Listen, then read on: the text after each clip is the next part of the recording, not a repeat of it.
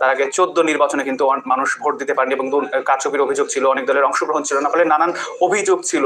এবারে নির্বাচনে মানুষ ভোট দিয়েছে এবং তাদের জনপ্রতিনিধি বেছে নিয়েছে। আমরা একটু দেখতে চাই কনা নরেন্দ্র মোদী অনেকেই কিন্তু শুভেচ্ছা জানিয়েছেন, যে নিরঙ্কুশ সংখ্যাগরিষ্ঠতা অর্জন সেটাকে অভিনন্দন জানিয়েছেন।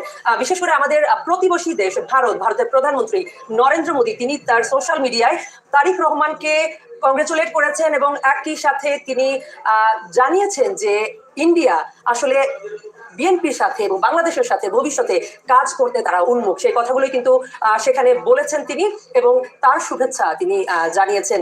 এবং এর বাইরে কিন্তু আমরা দেখেছি যুক্তরাষ্ট্র তারেক রহমানকে শুভেচ্ছা জানিয়েছেন ইউএস অ্যাম্বাসির যে পেজে, সেখানে আমরা কিন্তু দেখেছি যে সেখানে যেটি লেখা হয়েছে যে একটি সফল নির্বাচন আয়োজনের জন্য বাংলাদেশের জনগণকে অভিনন্দন জানিয়েছেন বিএনপি এবং তারেক রহমানকে তাদের ঐতিহাসিক বিজয়ের শুভেচ্ছা। আমাদের দুই দেশের সমৃদ্ধি এবং নিরাপত্তার